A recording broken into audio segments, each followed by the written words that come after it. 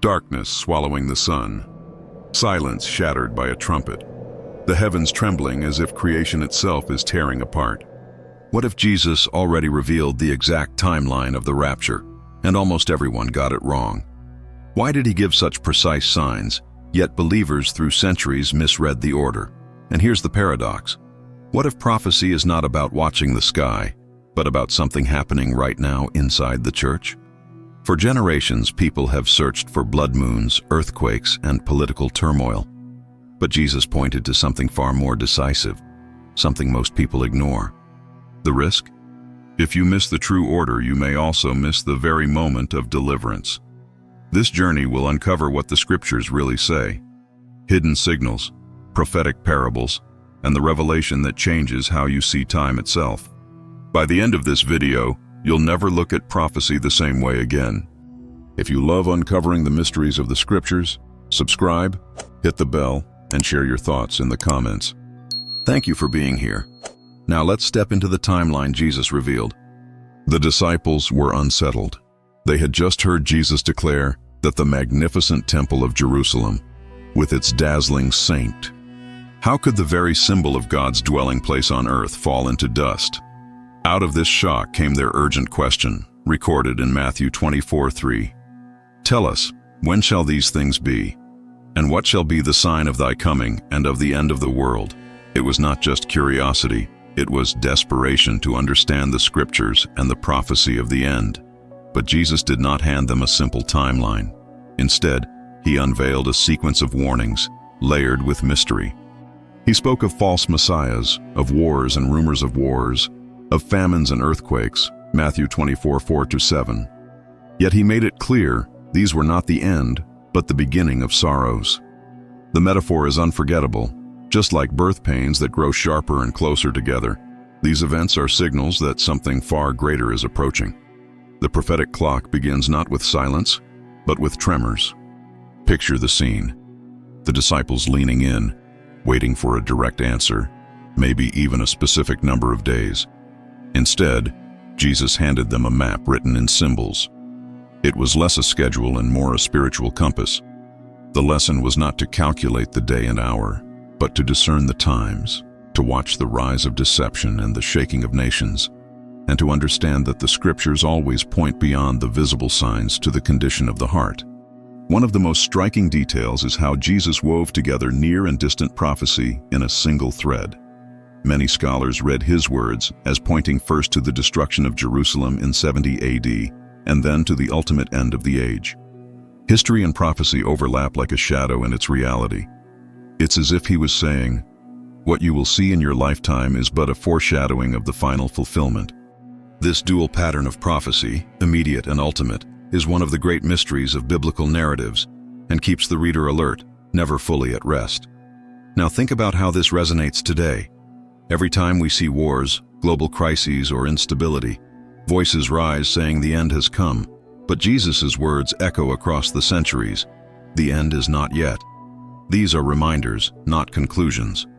And that reminder is piercing, because every new tremor of history is not a call to panic, but to preparation. The scriptures teach that faith is tested not in calm waters, but in storms, and those who stand firm in trust will see beyond the noise of the moment. So this first layer of the prophecy is both unsettling and captivating. The disciples asked for clarity, but Jesus gave them tension, signs that are not the end, but the beginning. He planted in them the realization that prophecy is not about prediction alone, but about transformation. And just when it feels like the path is clear, he shifts the discourse towards something even more startling, a hidden sign that few have noticed, yet it unlocks the timeline of the rapture itself. There is a detail in Jesus' words that most people read quickly and overlook. Hidden in the middle of his discourse, he declared, "And this gospel of the kingdom shall be preached in all the world for a witness unto all nations, and then shall the end come." Matthew 24:14. For centuries, believers have studied wars, earthquakes, and celestial signs, but here Christ set a different marker. The true countdown does not begin with natural disasters, but with the spread of the word. Prophecy places the rapture in line with the moment when the message of salvation reaches every corner of the earth. Think about how revolutionary this is. Many chase after the spectacular: blood moons, collapsing economies, or political turmoil. Yet Jesus pointed to something that seems almost ordinary: the preaching of the gospel. But to heaven, this is not ordinary at all.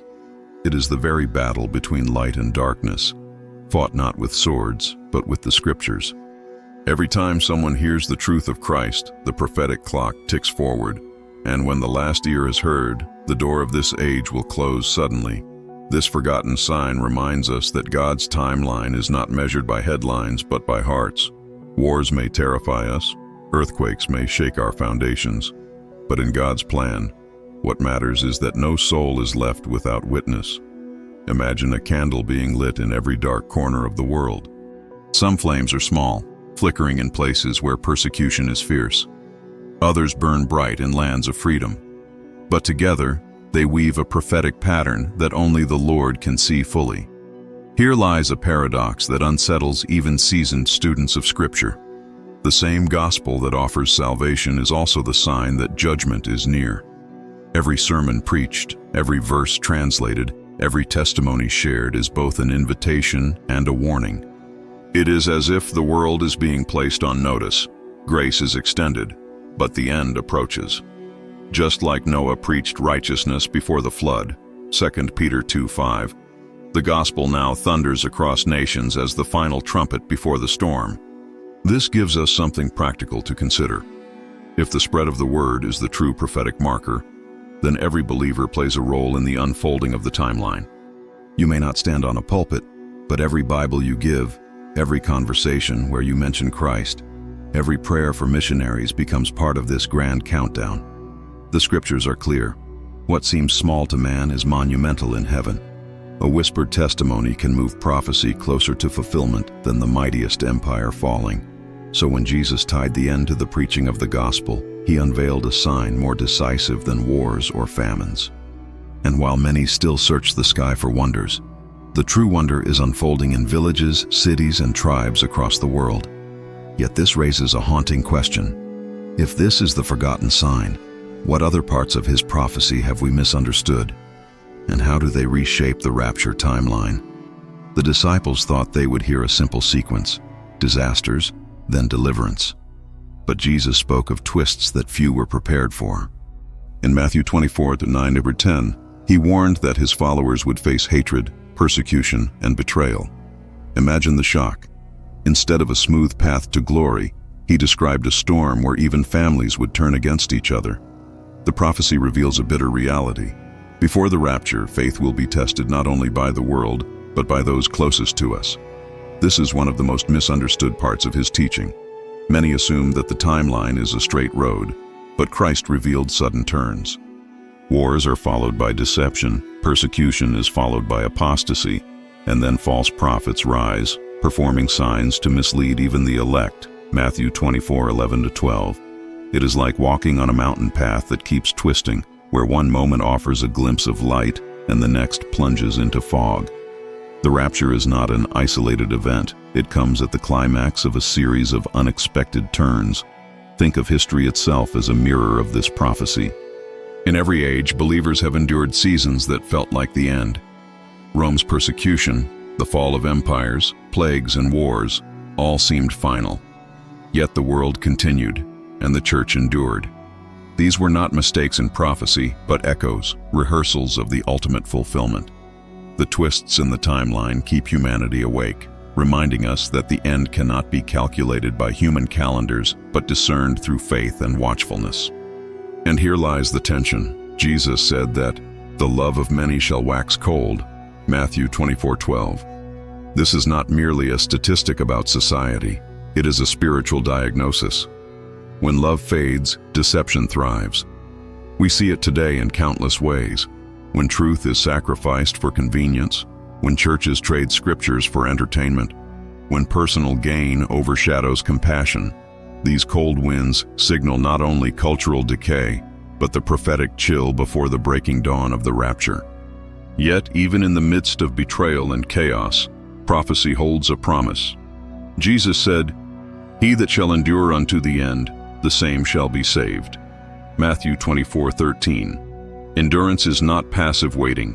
It is active faith. It is the grit to stand firm when the world mocks, the courage to remain faithful when friends fall away, the strength to keep believing when everything seems lost. Every twist in the prophetic road is designed not to crush the believer, but to refine him like gold tested in fire. So the twists in the timeline are not accidents. They are part of the divine script. And while many stumble, those who endure will see beyond the fog. But as Jesus continues, he deepens the mystery, moving from warnings of betrayal and false prophets to hidden lessons within his parables, stories that conceal and reveal the sequence of the end times in ways almost everyone has misread. When Jesus wanted his disciples to grasp eternal truths, he often wrapped them in simple stories. Yet, behind these stories were prophetic codes. One of the most striking is the parable of the 10 virgins, Matthew 25, 1-13. At first glance, it seems like a lesson about being ready, but in the prophetic timeline, it functions like a hidden key. 10 virgins, all with lamps, all waiting for the bridegroom, but only 5 had oil in reserve. The shock is that everyone looked the same until the moment of crisis. This parable carries a weight far beyond its surface. Oil, in traditional interpretation, represents the presence of the Spirit, the inner life of faith that cannot be borrowed. Notice that the foolish virgins tried to ask for oil from the wise, but they were denied. Faith cannot be transferred. Salvation cannot be shared by proxy. It is as personal as breath. No one can breathe for you, and no one can keep your lamp burning for you. The prophetic message is piercing. Outward religion will not secure a place in the rapture. Only a living flame within will. What makes this parable a prophetic marker is its timing. The bridegroom delayed, and while all slumbered, a cry suddenly rang out at midnight, "Behold, the bridegroom cometh, go ye out to meet him." Matthew 25, 6. That cry is the moment of separation. It doesn't announce preparation, it announces division. Some are ready, others are not, and there is no second chance. This midnight cry echoes through history like a thunderclap, warning that the rapture will come suddenly, leaving no time for last-minute adjustments. Think about how relatable this is in everyday life. How many times do people wait until the last minute to prepare, whether for a journey, an exam, or even a health crisis? And how often is it too late to fix what was neglected? The parable speaks into that universal human flaw, procrastination. In spiritual terms, it's deadly. Just as you wouldn't wait until your house is on fire to buy insurance, you can't wait until the trumpet sounds to secure your soul.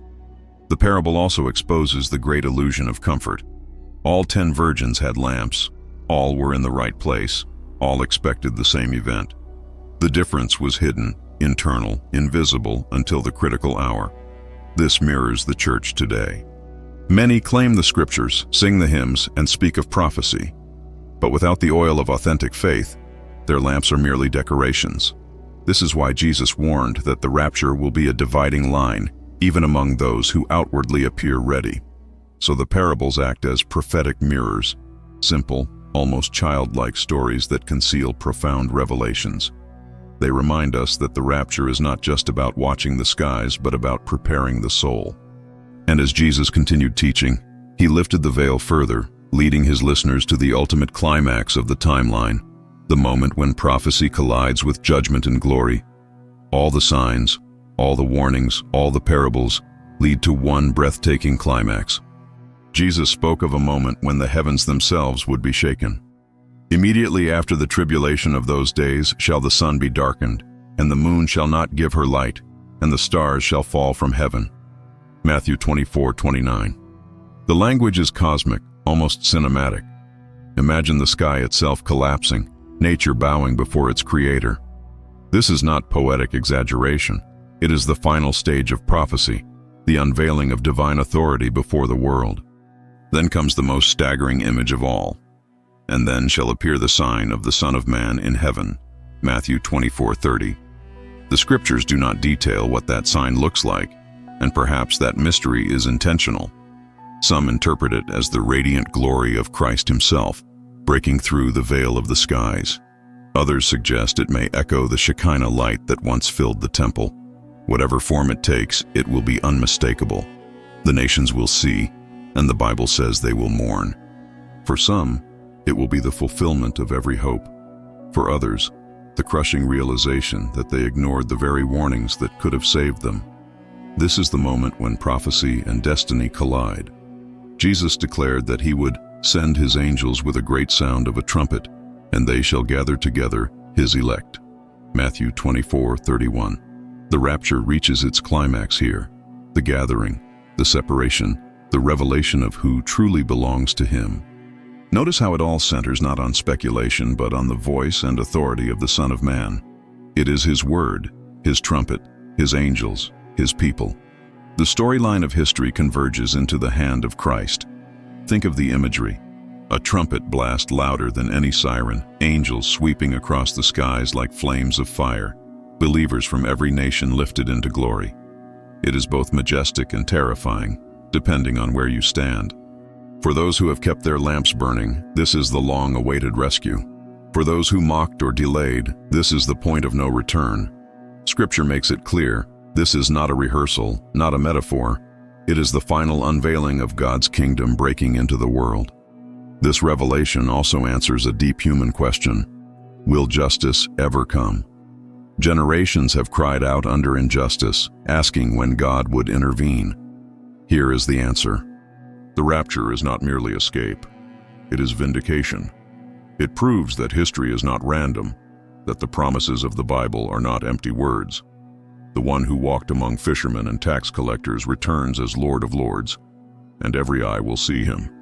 The scriptures remind us, what was whispered in parables now thunders in reality. So the final revelation is not just about the end, it is about fulfillment. Every prophecy, every warning, every symbol finds its completion in the appearing of Christ. Yet even in this ultimate moment, Jesus' words carry a hidden challenge. For while the nations mourn and the angels gather, he left us with a haunting reminder. Watch therefore, for ye know not what hour your Lord doth come. Matthew 24:42. And with that, the timeline of the rapture closes like a scroll, but its impact opens a far greater question for every soul still breathing. The scriptures have laid it out with striking clarity. The rapture is not a myth, not a metaphor, but a divine appointment written into the timeline of history. And Jesus already revealed how it will unfold. The only question left is, will you be ready when the trumpet sounds? What will you say if the heavens open and you realize you lived unprepared? Will you stand among those who rise to meet him, or among those left staring in shock? These are not distant possibilities. They are choices being written in your life right now. So I ask you, how will you apply this knowledge? Will you let it stir you to live differently? To read the scriptures with new urgency? To set your heart on what is eternal instead of what fades? I'd love to hear from you. Share in the comments what struck you most in this message, or what part of prophecy you've misunderstood before. Your reflections matter, and they encourage others on the same journey. If this word has spoken to you, make sure to subscribe, hit the bell for future videos, and give a like. It helps this message reach more people who need to hear it. And may God bless you, keep you watchful, and fill your heart with the oil of faith until the day of his coming.